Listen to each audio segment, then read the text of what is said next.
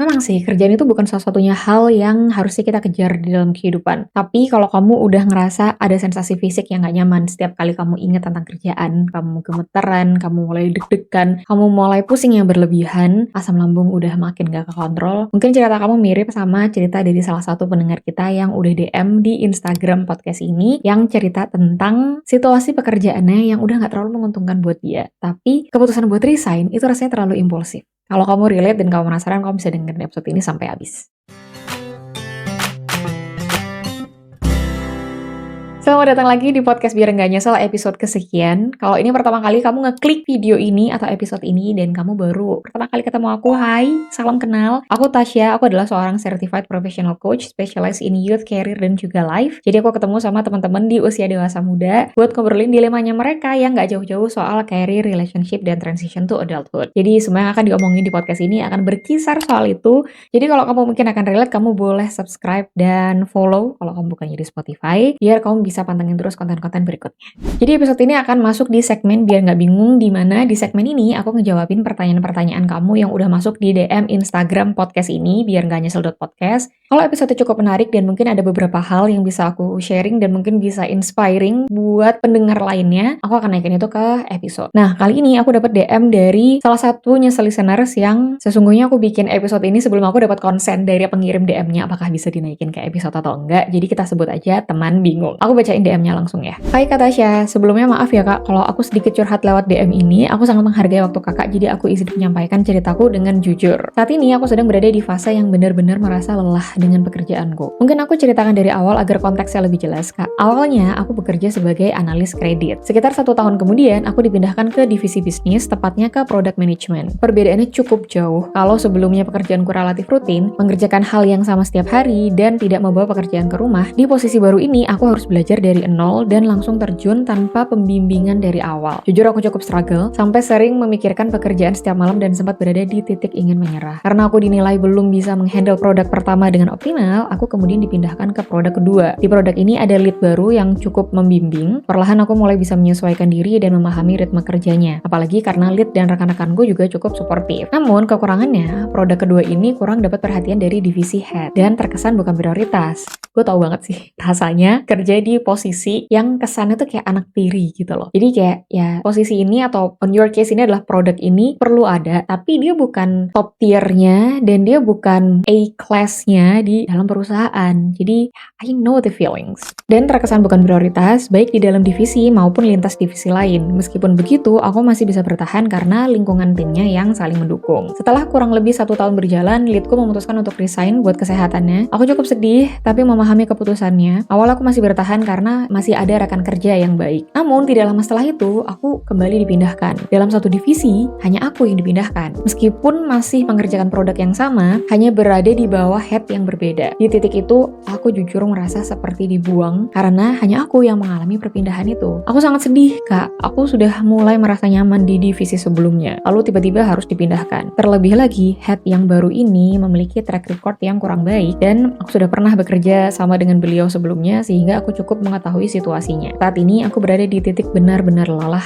dan ingin resign, tapi di sisi lain aku takut keputusanku ini hanya didasari oleh emosi. Bukan hanya karena pergantian head, tapi juga karena produk yang aku handle itu masih kurang diperhatikan. Di tim baru, hanya aku yang memiliki latar belakang produk dan aku juga tiba-tiba ditugaskan untuk ikut menghandle UAT produk. UAT itu User Acceptance Testing. UAT produk yang berbeda namun masih masuk di produk kedua, tapi aku belum pernah mempelajarinya. Oke, intinya teman bingung kita ini harus melakukan satu aktivitas di dalam product management yang itu bobot dan tanggung jawabnya itu relatif cukup besar, tapi teman bingung kita ini belum pernah mempelajarinya. Di saat yang sama, aku harus kembali berhadapan dengan orang yang sebelumnya pernah melakukan verbal terhadap aku. Ditambah beberapa rekan kerja yang cukup toksik. Semua ini aku pikirkan berhari-hari sampai ke bawah mimpi, bahkan setiap mengingat perpindahan ini rasanya dadaku menjadi sesak. Di tengah kondisi seperti itu, aku mendapatkan tawaran pekerjaan di kota lain sebagai sales. Oh, oke. Ini adalah tantangan yang benar-benar baru untukku. Sisi positifnya, aku akan mendapatkan gaji pokok dan fasilitas mes. Selain itu, aku juga sedang mempersiapkan pernikahan dan kedepannya, aku memang mau mengikuti suamiku di kota tersebut. Saat ini aku cenderung ingin menerima tawaran tersebut dengan segala pertimbangan pertimbangannya, namun aku masih ragu dan ingin memastikan bahwa keputusanku ini bukan hanya pelarian dari kelelahan, melainkan pilihan terbaik untuk masa depanku. Menurut Kak Tasya, apakah wajar jika kondisi seperti ini aku memilih untuk berpindah arah? Dan jika kakak berada di posisiku, hal apa yang paling kakak pertimbangkan sebelum mengambil keputusan besar seperti ini? Terima kasih banyak ya Kak sebelumnya, jika berkenan membaca dan berbagi pandangan, artinya sangat besar untuk. Thank you teman bingung buat yang udah DM, dan ini agak out of context tapi aku sangat mengapresiasi gimana kamu menceritakan situasinya dan konteksnya. Ini cukup memudahkan aku untuk memahami situasimu juga, dan aku sangat mengapresiasi atas semua effort yang udah kamu lakuin di situasi yang gak gampang. Dan aku udah ngeliat beberapa kata udah mau nyerah, udah mau resign, tapi by the end of the day masih muncul kata aku ingin memastikan bahwa keputusanku ini bukan hanya pelarian dari kelelahan. So, kamu masih mempertimbangkan dan mencoba untuk menyeimbangkan antara emosimu dan logikamu sebelum kamu ngambil keputusan, and that's really good.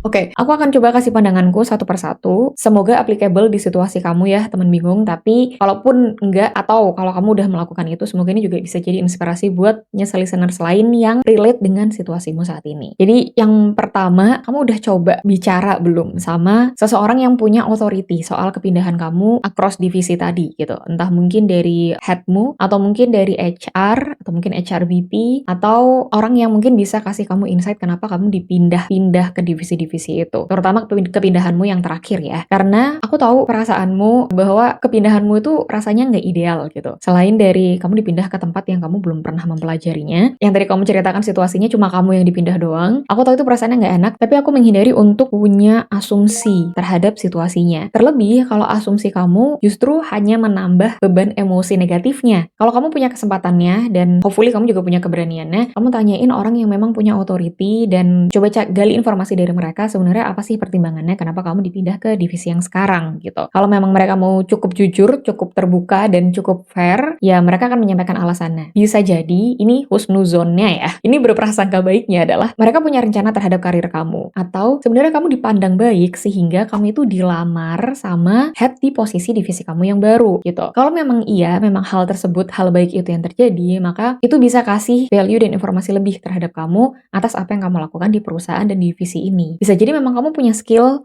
doesn't have to be hard skill, bisa jadi soft skill yang orang lain atau manajer lain tuh lihat kayak, ya gue pengennya anak ini gitu, karena dirasa cocok dengan jenis pekerjaannya, atau mungkin mereka punya rencana yang mungkin kamu belum tahu. Ya itu husnuzonnya. Tapi kalau kamu punya kesempatan dan kamu memang merasa itu informasi yang bisa berguna, kamu bisa tanya ini tuh ke orang yang punya authority di pekerjaan kamu.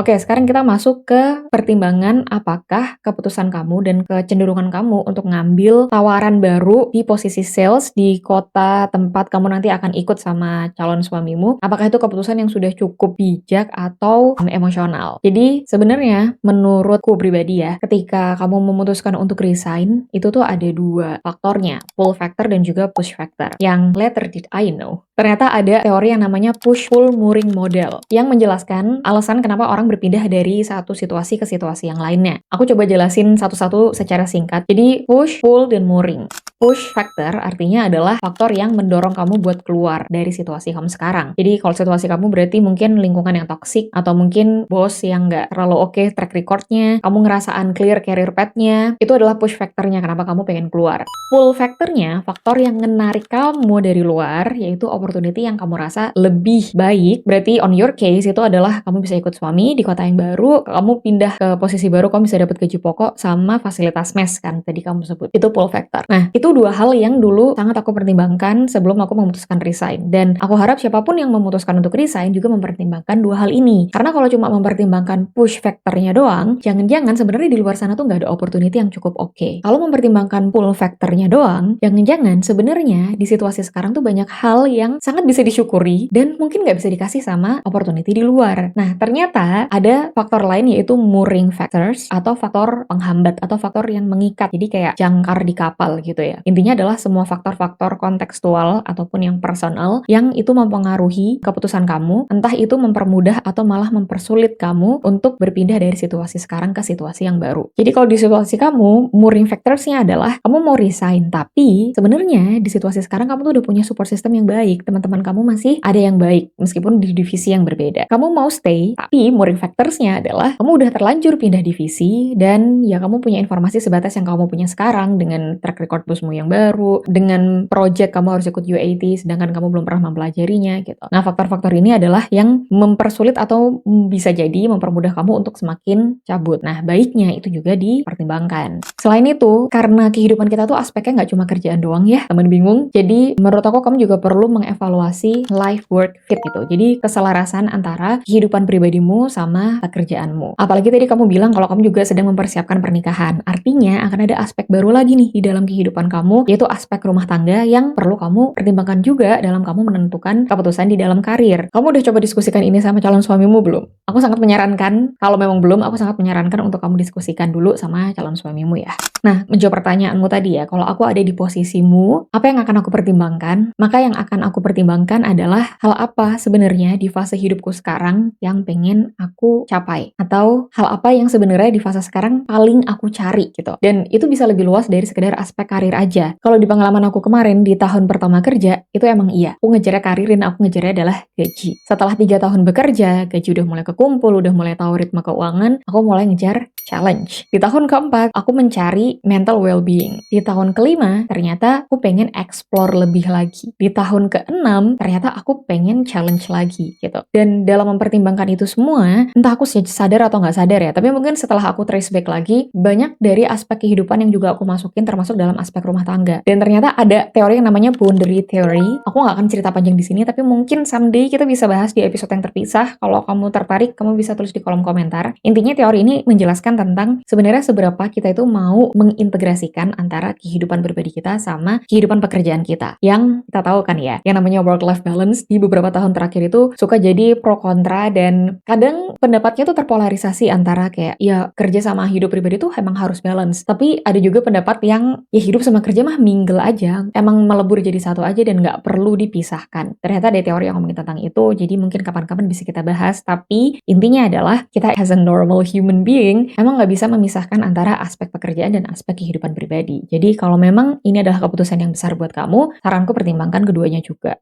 Selanjutnya adalah menjawab concernmu karena kamu udah punya kecenderungan untuk ambil kesempatan yang baru sebagai sales. Yang perlu kamu pertimbangkan berikutnya adalah mitigasi resiko ketika kamu memang benar-benar mau ambil keputusan itu. Atau keputusan sebaliknya ya. Tapi intinya adalah mitigasi resiko atas hal kemungkinan terburuk yang mungkin terjadi. Aku ambil contoh spesifik di pekerjaan kamu yang kamu akan pindah dan ambil posisi sales. Yang mana posisi sales ini kan beda juga ya sama pengalaman kamu sekarang bekerja di product management dan sebelumnya kamu sebagai analis gitu. Jadi akan ada skill yang harus kamu pelajari baru di sana, hal-hal yang akan perlu kamu adaptasi dan mungkin pertanyaan yang perlu kamu tanyain ke diri kamu sendiri adalah seberapa siap kamu akan ngadepin challenge-nya ketika kamu ambil keputusan itu. Karena yang udah aku balas via DM juga ya, teman bingung, aku cukup yakin apapun keputusan yang kamu ambil, semuanya bakal sulit. Tinggal sulit mana yang saat ini lebih siap buat kamu hadepin. Menurut aku itu juga sekaligus ngebantu kamu untuk punya sudut pandang dan mindset yang lebih sehat lagi. Kamu punya growth mindset bahwa ketika kamu ngambil keputusan tertentu, itu bukan semata untuk menghindari pain-nya, tapi kamu juga siap buat ngadepin challenge-nya dan ngadepin opportunity-nya. Karena semua hal pasti datang nggak mungkin hanya dengan satu keuntungan atau kerugian kan. Keduanya pasti datang dengan keuntungan dan kerugiannya masing-masing. Tapi hopefully ini juga bisa jadi media buat kamu belajar bahwa ya perubahan itu nggak selalu karena menghindari rasa sakit, tapi juga bisa karena kamu siap buat menghadapi kesempatan baru berikutnya. Nah, yang terakhir yang aku harap bisa kamu yakini juga ya, teman bingung, kalau situasimu sekarang itu tidak mempengaruhi value-mu sebagai manusia, sebagai pekerja, sebagai istri, sebagai perempuan secara keseluruhan. Emang kadang atau sering bad things happen. Dan ketika hal buruk terjadi, itu nggak merubah kita sebagai subjek ataupun objek di dalamnya. Analoginya kayak, kalau kamu ikan koi yang mahal, hanya karena kamu berenang di kolam yang keruh, tidak lantas orang melihat kamu sebagai ikan cupang yang murah, ya kan? Yang sering pepatah bilang kayak batu permata yang ada di dalam lumpur itu tidak lantas membuat batu permata ini berubah jadi batu arang kan. Nah, kurang lebih gitu. Kayaknya analoginya lebih enak didengar. Jadi intinya, apapun situasi yang lagi kamu hadapin sekarang, teman bingung, itu nggak mengurangi value kamu sebagai pekerja dengan apapun skill yang udah kamu punya sekarang. Jadi hopefully itu nggak mengurangi kepercayaan diri kamu, meskipun kamu tadi sempat ngerasa kayak kenapa kamu dibuang, kenapa kamu udah dapet track record, ketemu orang yang toxic, ketemu bos yang toxic, ketemu lagi gitu kan. I would say it's just, bad things happen.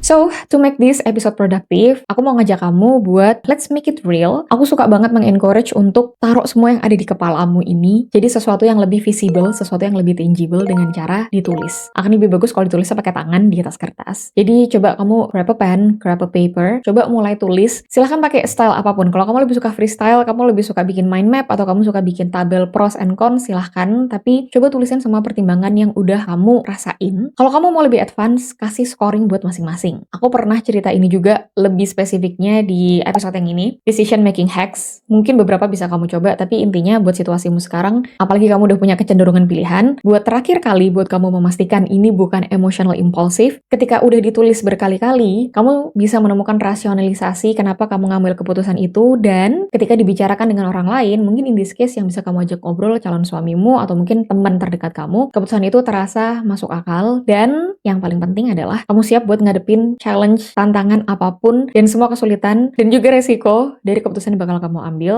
Menurut aku, kamu bisa bilang kalau itu valid bahwa keputusannya nggak hanya diambil secara emosional dan impulsif gitu. Tapi anyway, semua keputusan kan diambil secara emosional juga kan. Jadi embrace aja kalau memang ada faktor emosi yang masuk ke situ. It's normal, it's very human. Dan terakhir, karena tadi kamu juga sempat bilang bahwa ada sensasi dan reaksi fisik yang nggak nyaman ketika kamu mikirin kerjaan, nggak pernah terlambat dan nggak pernah salah ya untuk kamu minta pertolongan profesional. Kamu bisa ke psikolog atau ke psikiater, karena mereka selalu punya cara yang itu di luar kapasitasku sekarang as a professional coach, apalagi aku bantu kamu cuma via DM dan via video kayak gini. Kalau kamu perlu sesi yang lebih intimate, yang lebih deep, kamu selalu bisa cari bantuan profesional yang lebih proper. Oke? So, itu aja yang bisa aku sampaikan buat teman bingung, dan buat listeners lain yang juga mungkin relate sama cerita ini, please let me know in the comment. Menurutmu takeaways apa yang bisa kamu ambil dari episode kali ini, dan please kasih emoji daun kalau kamu dengerin sampai menit kesekian. Dan seperti biasa, kalau kamu ada pertanyaan, kamu selalu bisa boleh tanyain di kolom komentar, atau kamu bisa DM di Instagram podcast ini biar nggak nyesel.podcast. Kalau kamu pengen dapat sesi one-on-one coaching sama aku, kamu selalu bisa kepoin coaching programku di Instagram pribadiku @tashalma, atau kepoin di link yang udah aku taruh di description box. Semoga kita bisa ketemu di episode-episode lain lagi. Jangan lupa didengerin ya, biar kamu nggak nyesel. Bye-bye!